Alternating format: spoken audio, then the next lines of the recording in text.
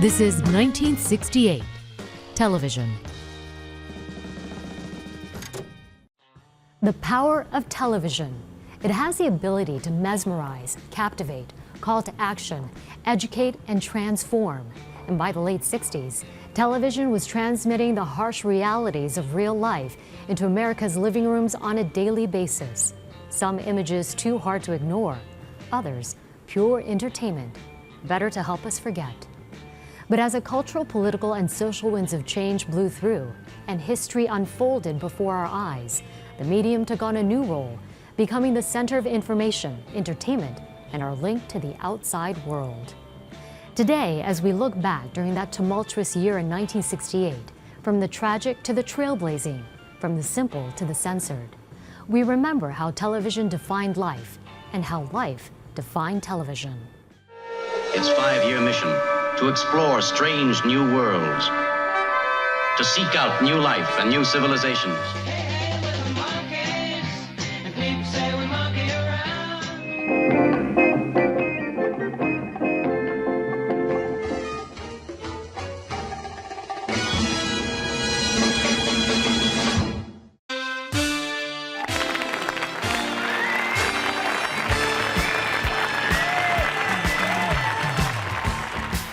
By 1968, television had been in full color for a couple of years. And yes, it was not the only reason people tuned in, but they were tuning into a much more colorful, vibrant slice of the world. And with the 1967 premiere of the Smothers Brothers Comedy Hour, television was about to make one of its boldest statements to date. A variety show starring folk music satirists and brothers, Tommy and Dick Smothers, presenting their own unique brand of in-your-face comedy, music, and topical humor with Mom Liked You Best moments. Every time you get mad, you have to say that. Well, my mom liked my brother best. Of course she liked me best. I never knew this, Sheila. The show put the counterculture movement front and center and changed the landscape of TV. It was going to be a standard variety show, and we'd have old stars, and we'd have rock groups, and we'd have singers and dancers. Then the show started taking its own shape. That was the plan. Now, ladies and gentlemen, the Smothers Brothers.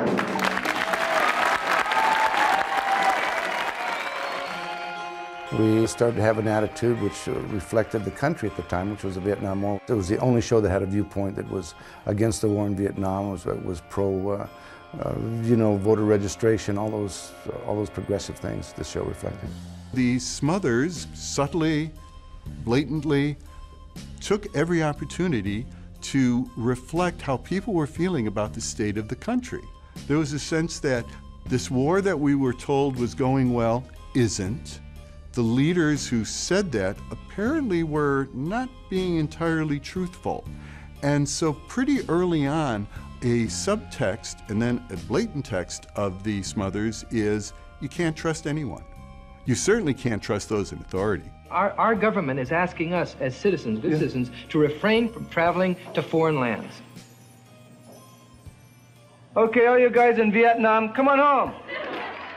They constantly pushed the envelope with their anti-establishment talk, firing up the censors. And when people say don't do that, don't ever tell a comedian, don't say that word, don't do this piece, or don't do that. A comedian invariably takes it as a contrarian. And so they said, you can't say that. And I said, well, yes, I can. And don't say this again. Yes, I will. And they did, especially after being given creative control by their parent network, CBS. But even so, neither side dreamed their show would last in the lineup opposite NBC's ratings juggernaut, Bonanza. It was called the kamikaze time slot because something like 9 shows had gone down in the ratings against Bonanza. So they thought, well, we'll give the Smothers Brothers a shot. And that's how it all started. I don't even know why we took it. They said, you guys are going to be gone. So when you have nothing to lose, you really are freer.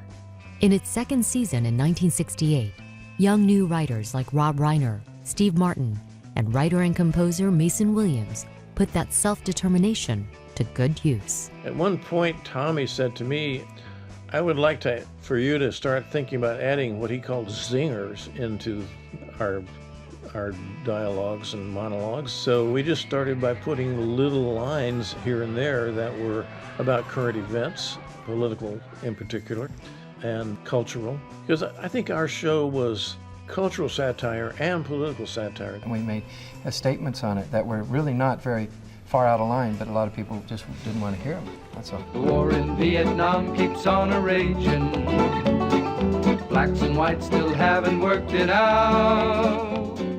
So we were sort of like a prism, and all of these current things were flowing through the show and kind of refracting out into the audience. It is therefore expected that northerly winds will push an overall high into this area. It was a very aware show. People were using drugs. We knew it, the world knew it. They just didn't want to mention it. We mentioned it. One of the Smothers Brothers' running gags even had comedian Pat Paulson run a pseudo-campaign in the 1968 presidential election, an audacious concept.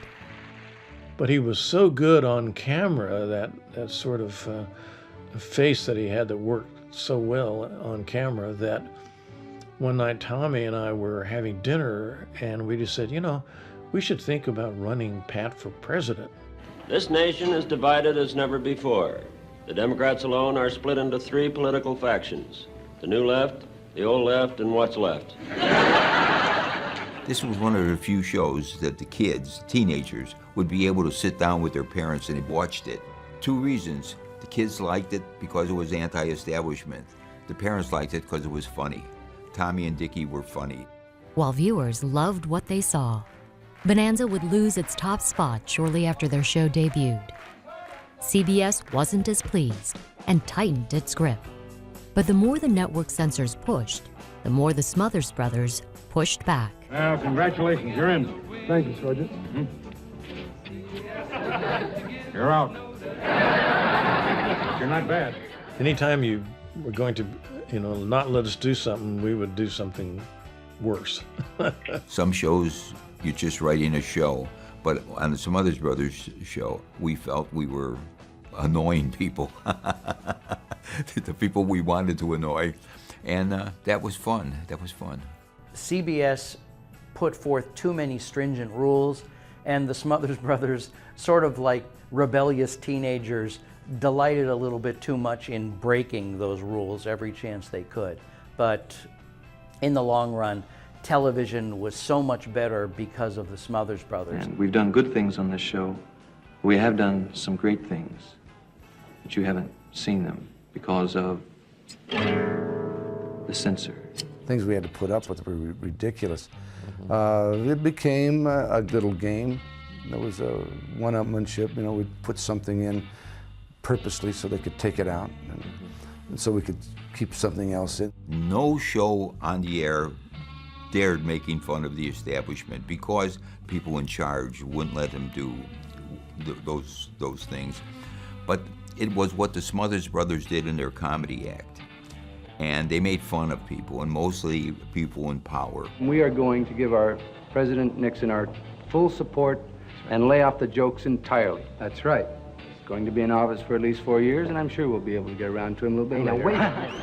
They wanted to get people thinking about what was going on. We're going to do it with humor, and we're going to get you to think about some important issues that we're going to have you consider it. And then we'll go on to the next skit and the next skit. But more and more, that's the punchline. The punchline is not sneaked in. The punchline is the whole point of the skit. Coming up, the Smothers Brothers and the Censors' surefire collision course.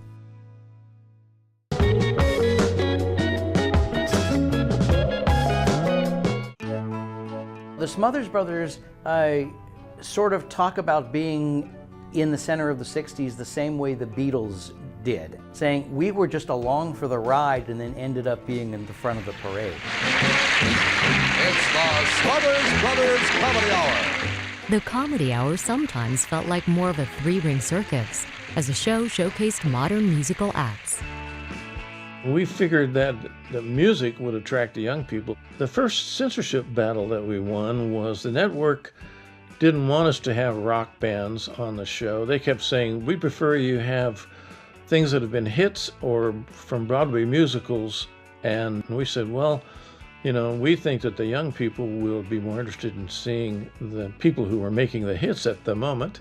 And so we started booking a lot of rock groups on the show. And we'd say, well, play your hit, but also play your new thing you're interested in, the one that the people haven't heard that much. And of course, with millions of viewers seeing it, we helped establish a lot of hits for these groups. Singers like Cass Elliot, who was just beginning her solo career, wowed the crowd. And Tommy, with her rousing performance of Dream a Little Dream of Me. Dream a little dream of me. But other groups like the up-and-coming rock band The Who made a lot more noise.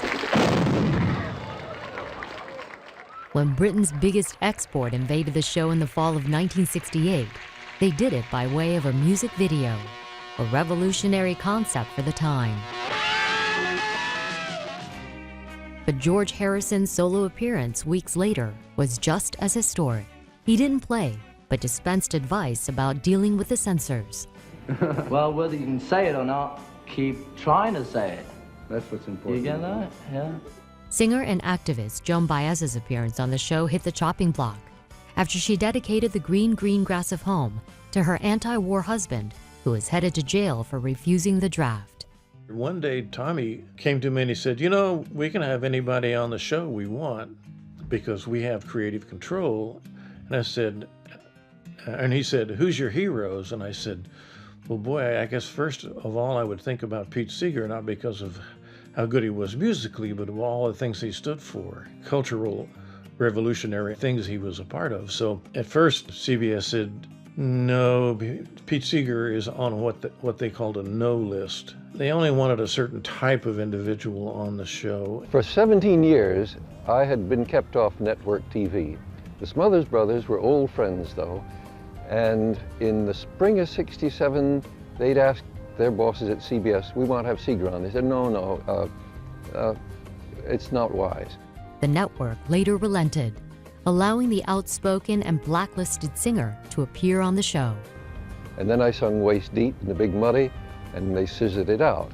It was about the Vietnam War, and in it he calls the president a fool, an old fool. That was a big thing, and criticizing the Vietnam War, not by name, but the Big Muddy was Vietnam. And they weren't used to that kind of criticism in Washington. They were upset because people were turning against the war. I think he got that idea from watching newsreels about the soldiers in Vietnam and going through all those rice paddies. But he had been in the Army, and he remembered a story that actually happened to him. So Pete was really great about reflecting things in his real life, and I think the Big Muddy was definitely one he had experienced. Well, the Smothers Brothers took their argument to the printed page. They said, CBS is cutting out our best songs, is censoring our best jokes, censoring Seeger's best song, and they actually got a lot of publicity. That bad press and the increasingly more unpopular war allowed the Smothers Brothers to invite Seeger back on again in 1968. This time, he got his message out. We were waist deep in the Big Muddy, the big fool said to push on. And they kept going. In the fall of '68, the Smothers Brothers invited social activist and singer Harry Belafonte to help kick off season 3, and again ran into a fight with the network. And tonight, here we are. Tom, Dick, and Harry. We decided to put the Democratic National Convention that had happened in Chicago as background of him singing. The whole National Democratic Convention was television that kind of got away from him. In other words, because of all those scenes of people getting beat up and shoved into paddy wagons and all these various scenes on the street. That's not the way television wanted to portray America, and certainly the politicians didn't want to see it that way. So I think that the fact that it was the National Democratic Convention and us commenting on it, that's what caused the flack. The censors objected, and Belafonte's song Don't Stop the Carnival, with the DNC images behind him, was cut from the show. But the concept still left an impact. I remember 20 years ago the Smothers Brothers as being to me, the single most important event on television. Their social insights, their political commentary, they ruffled so many feathers in so many meaningful ways that it was a delight to have that kind of energy in our midst. By April 4th, 1969, CBS had enough of the Smothers Brothers and pulled the plug on the show. They weren't canceled. They'd already been renewed for a 4th season. They were fired. We weren't canceled, we were fired. Mr. Smothers, why do you think that CBS dropped your show? They state it's on contractual breaking, although in the same telegram that they released this, they said the show was in bad taste. The issue here is not contractual, which they say. It is pure, unadulterated censorship of ideas and concepts. The brothers took CBS to court for breach of contract and won, and years later still remained defiant about how and why they were forced off the air. Smothers Brothers Comedy Hour had a definite point of view that most Friday shows never had. These were people who said, look what we can do. We have this stage to play on. Let's play with it. In fact, let's not just play, let's do something with this. And they did. While entertaining audiences was always a priority, the Smothers Brothers allowed their show to be a platform for reflecting the concerns and issues affecting the country, and by expressing a different point of view about the unrest Americans were living through, and by fighting for that right, they'd ultimately redefine the comedy variety show forever. They evolved into these rebels, but the Smothers Brothers Comedy Hour was one of the most important shows of the decade. Up next, they never meant to be trailblazers, but how 2 women's television appearances changed the face of TV forever.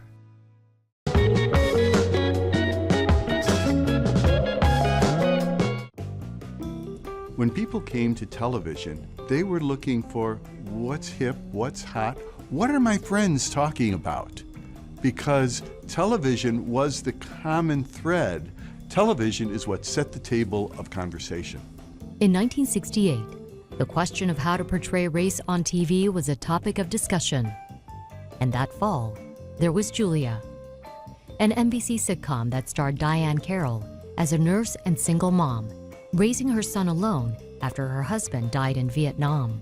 The reality of her living alone, working alone, and making pals in this interracial building where she lived, and a white child playing with a black child playing with a white friend.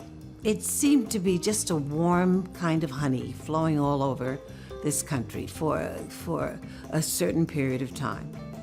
It was the first time an African-American woman had the starring role in her own TV show, playing a professional. But has Mr. Colton told you? Tell me what? I'm colored. What color are you? I'm a Negro. Have you always been a Negro, or you're just trying to be fashionable? While that dialogue dates itself, for 1968, it was not unusual. And it was still rare in the 60s to have an African-American leading player in a sitcom or a drama. Carroll credits Hal Cantor, the show's creator, for dreaming up Julia. Hal, who wrote it, decided to become a part of what was going on in the 60s. And he wanted to be a part of it in a racial context. He had a part of Julia, and I had a different part of it. Julia, to me, was one of the most important parts of what was going on at that time. She was a working mother. She was a nurse who wore cute outfits. She was adorable. I loved the character, I really did. Carroll believes Julia was a positive step forward, a beginning for a broader representation for minorities on television. It was the first time that a black family went into American homes on a weekly basis starring a black actress, and I think that was an important thing to happen. Hal found a way to make it comfortable for people who knew nothing about black people and black people who really knew nothing about white people. And the introduction of these two people and their families. You got the wrong crayon. What do you mean? Santa's face isn't brown. You're right. Hand me the black. But the groundbreaking show became a target for criticism. I think the problem was primarily that most people felt that they wanted to see my male counterpart. The successful format in television at that time was a single female. And I was attacked by, all areas of the community. We felt that a black male should be represented on Julia.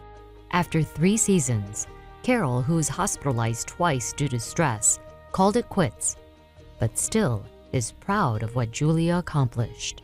I'm very happy that I was a part of it. It's one of the highlights of my life. So it had its charm as well as its message. It was a big deal that Julia was alone, but here was not only a woman, but an African-American woman who was handling things just fine.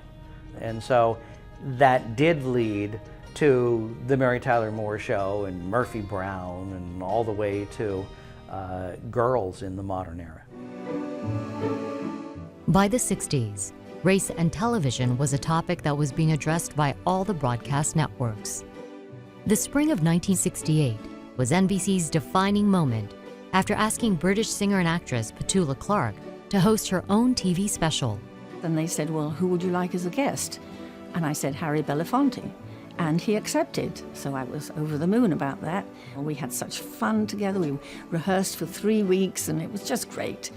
And one of the things that we did was a duet called Path of Glory. I guess it was kind of an anti-war song, which we both felt quite strongly about. When we came to actually tape it, I was standing next to Harry, and we were both quite emotional about this song. And at one point, I put my hand on his arm. I did see that happen. And I remember the guy in the booth that was working for the sponsor said, wait a second, he can't do that. And then the message came down from the control room, well, that was very good, Harry and Petula. We'd like to try it a different way now. Oh, yeah, why don't you go over there, Harry and Petula here, and we'll do some, some nice camera work. And I thought, well, that's strange. That's not the way we rehearsed it at all. Why did that happen? It's because when the sponsor saw me touching this black man's arm, he said, no way, But Clark wasn't having it. She, her husband, and lawyer had the alternative takes destroyed, leaving the original as the only option. Word got out about the incident, but the show aired with the international superstar touching Belafonte's arm. I had come in from England. I wasn't into this whole thing that was going on in America. And I found myself in the middle of it all. But in any case, it was my show, and that's the way it went. In one sense, it illuminated one of the problems that the people had with television and the blacks and whites not being able to do things together. I've seen Harry a few times since, and it brought us quite close. It was an important moment, really, for both of us. He has never forgotten it, neither have I. Still to come. No doubt the late 60s were a tumultuous time. How Star Trek made people think with its optimistic look to the future.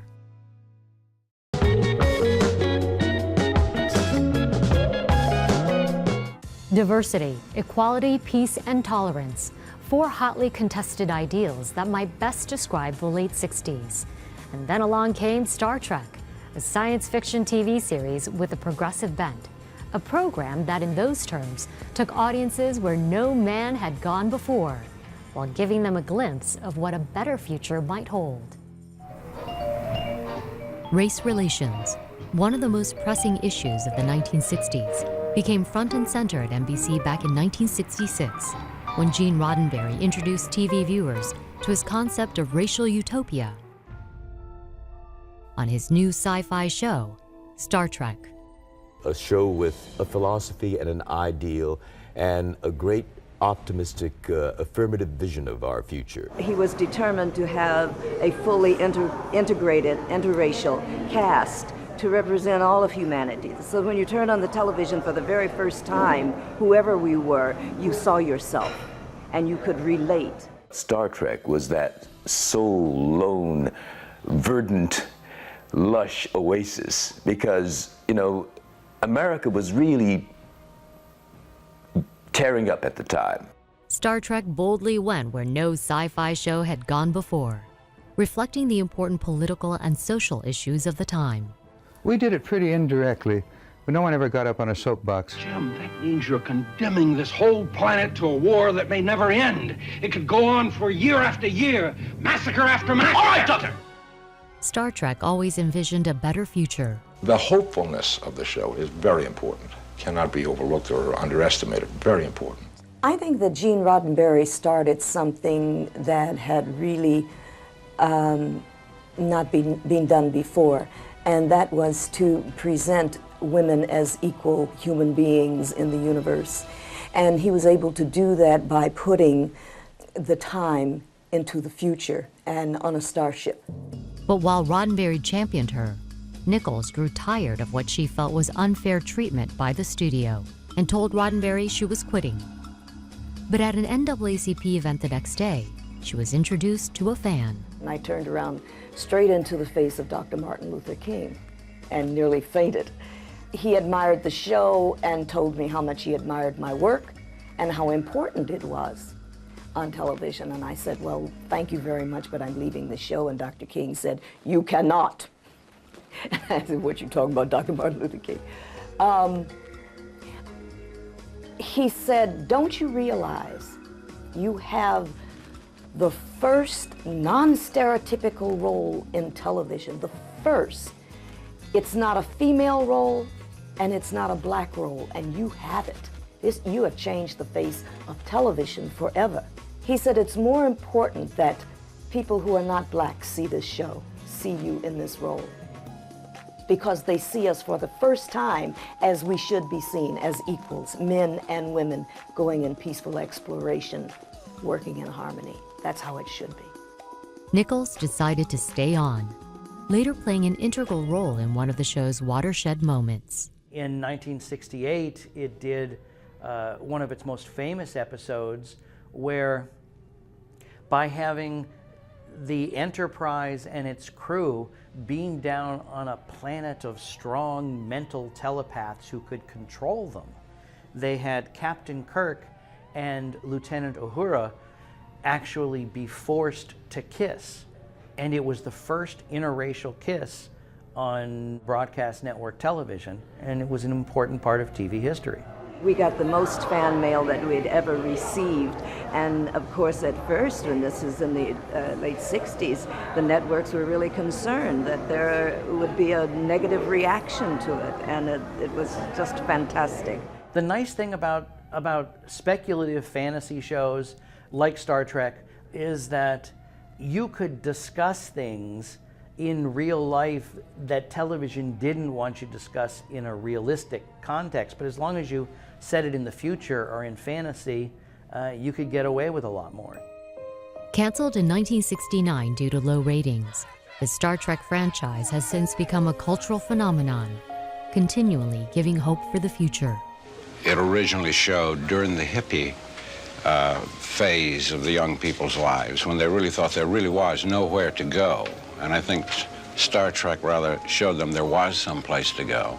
There was something that Gene Roddenberry knew that I didn't, that the audience did, about fantasy, science fiction, the pretense of better days, being optimistic. And that may be a part of why that show was so popular, because we went to a different entity and universe every week.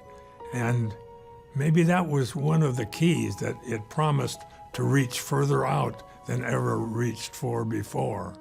And while exploring the final frontier, maybe Star Trek's premise, its underlying message about race, equality, and peace in the late 60s, could have been its most important mission of all.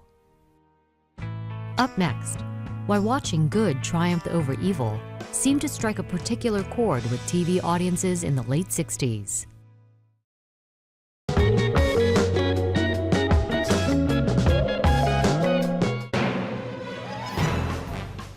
It may have been viewers tapping into the social, political, and cultural changes going on.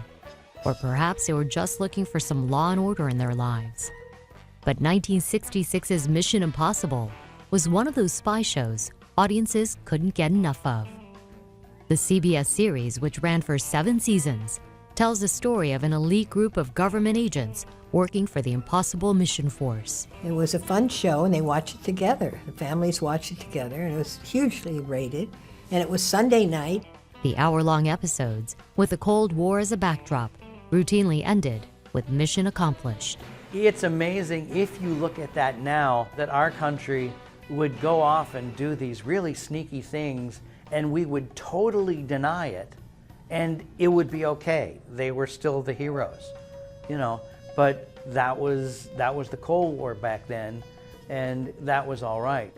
But if politics were tradition, the casting was not. Bucking the typical TV trend of having a white male as lead actor, the show's creator, Bruce Geller, hired a woman and an African-American male as well. He had a concept which was alien to Hollywood at the time, that a girl could be intelligent and sexy. What an idea!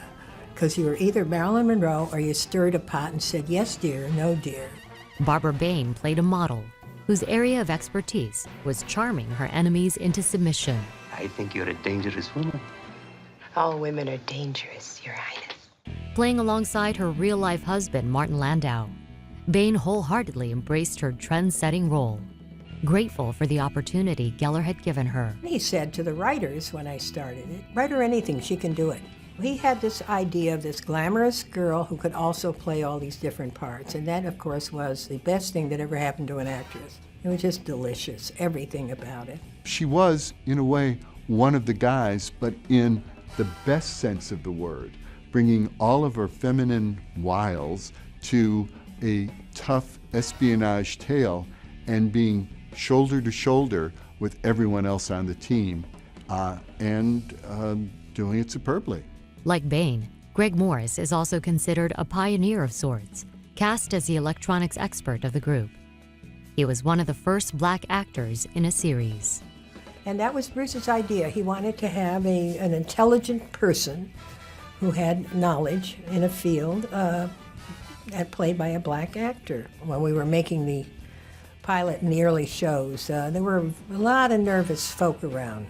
Networks, they really thought America was going to collapse. Strong woman, black man, it all fit together very, very well and very professionally by those two people. The show was a huge hit. America embraced Mission Impossible and its cast. Its success due in part to its dramatic open. The opening sequence, from getting the mission and then having the tape recorder explode, and then that fast-paced, edited thing of here's everything you're going to see in the next hour, it was so much more exciting than the program itself ever was, but it kept people tuned. We didn't ever kill anybody. It was mind games. We got in, twisted them all around, they did each other in, and we left. While Bain loved her work, and her work loved her back, even taking home 3 consecutive Emmys for it, the tumult of the time she was living in didn't escape her. I was very involved with the protesting against the Vietnam War. We were the younger couple there who had tried to talk to Johnson and realized that he was going to continue the war. So we took out ads all over the country called Dissident Democrats. And the statement was, I voted for you, Democrat, my whole life. I will not vote for you if you continue the war. And that did have an effect on him not running again, because it was very powerful. We had no idea it would be. And while Bain says, although she didn't know it at the time, the feedback she still gets about being a role model for women is something she takes seriously. To this day, I receive letters from girls, women now, of course, who say, I've just retired from NASA. And because of you on television, I thought, well, I can do something. It's just fascinating to me how girls really needed somehow something to look up to, and evidently looked up to me, which is really sweet. Another show that expressed the zeitgeist of the times was ABC's Mod Squad. Cops, one white, one black, one blonde. The Mod Squad. The 1968 crime show starred Peggy Lipton, Clarence Williams, and Michael Cole as three anti-establishment youngsters in trouble with the law who are given a second chance at freedom after they agree to go undercover as cops. They got busted. Then they got badges. Mod Squad.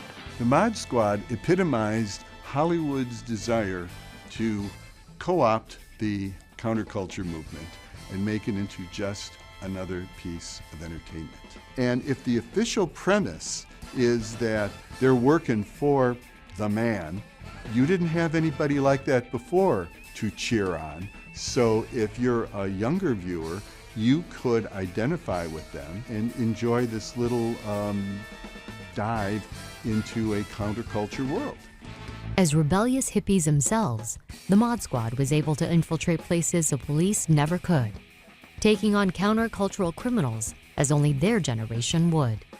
Undercover, out of sight. The Mod Squad came about at the exact time in American history where there was a countercultural generational divide.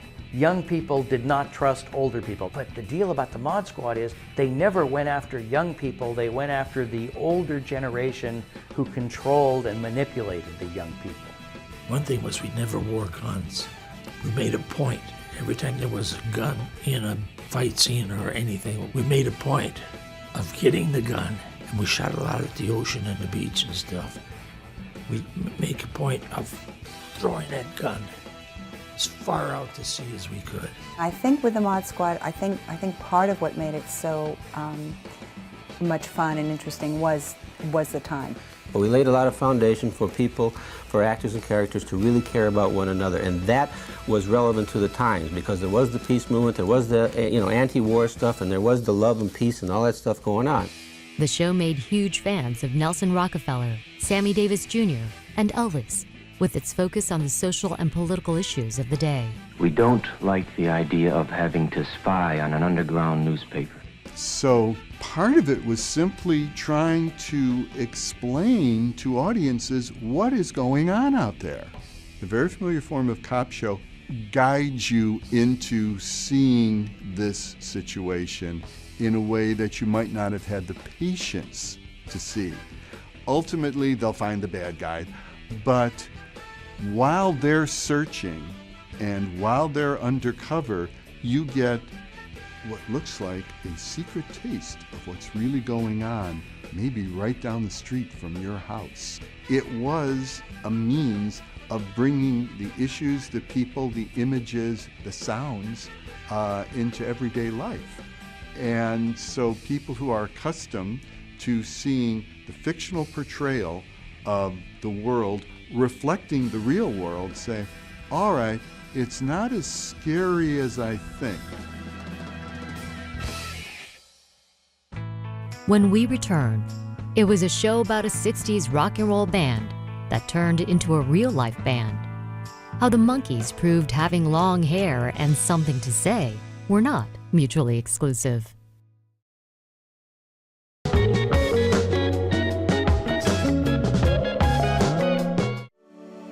By the late 60s, there was a whole slew of TV programs that could easily have been defined as trendsetting. In 1966, one of those programs showcased 4 young men cast to play a teenage band on television. They became the Monkees. The Monkees was a television show about an imaginary band that wanted to be the Beatles. That was the essence, the theme of it. And on the television show, we were never successful. Ours was a TV show about a group trying to make it. The Beatles brought long hair into the living room. And it was the first time that the world were looking at, long hairs and thinking maybe they've got something to offer. The TV band would become a real band, and a popular one at that. But for one of the writers, the NBC show became a stepping stone to making TV history. There wasn't any woman comedy writer working alone in television at that time. None. Treva Silverman, who wanted to be a comedy writer, despite the fact that it was nearly impossible for a female to do so, was looking for work after working on an earlier show with another trailblazer, Carol Burnett. When my agent heard about there was a new show called The Monkees, he told all his clients, you know, give me the best stuff that you have and the most off the wall. And so I sent in stuff, and I was one of the ones chosen. The theater wasn't bereft of women, but television comedy, zero, as in zero. As the only female writer on the show, Silverman got down to work and did what she'd always wanted to do. We were writing pretty insane, they kept saying the word zany stuff. And that wasn't around that much. Silverman continued to break barriers over the next few years, becoming the first female executive on The Mary Tyler Moore Show, and later winning 2 Emmys for it. But even when she was writing for the Monkees, she was a woman ahead of her time. I think what set up the show fantastically was the opening songs. Hey, hey, we're the Monkees. People say we monkey around, but we're too busy singing to put anybody down. It was done so generously that even somebody in the Midwest who had never even seen a hippie, oh, look, dear, here's a picture of one, would say, oh, they look like nice boys. Well, we have to choose who's going to be the girl in the group. We should do it on a volunteer basis. The comedy and editing was innovative, and the actors who were just playing musicians became overnight sensations with their classic sound of the decade. We sounded pretty good. We were a pretty hot little garage band, because that's what it was about, this band that really never made it. You know, we never made it on the television show. We were always struggling. Silverman admits the Monkees' writers and composers weren't above being subversive. For instance, there was a Monkees debut single, The Last Train to Clarksville. That was about a guy going to the Vietnam War. And it was a political statement, but the 4 boys did it adorably and without menace. The Vietnam protest song quickly became #1 when it was released in 1966. Take the last train to Clarksville and I'll meet you at the station. You can be here by 4:30, 'cause I've made your reservation. Don't be slow. The Last Train to Clarksville is officially, it's an anti-war song, but it was about as far as the record company and the network would allow us to go.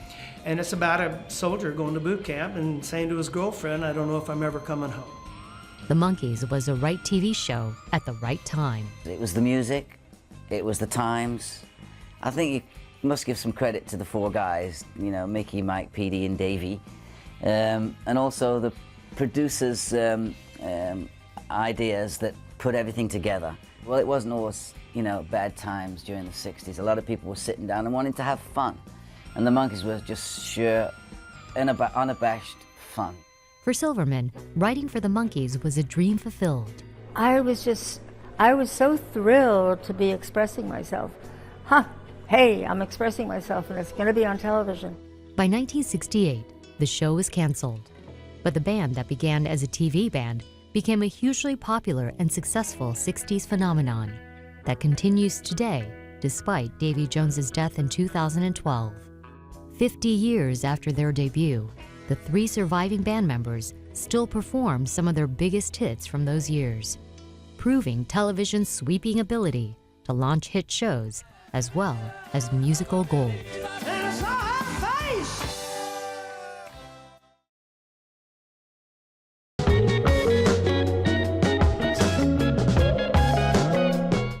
Though the TV landscape has changed mightily in the last 50 years, television at its core still remains the same. That is opening our eyes and our minds to what else there may be. In 1968, television did just that.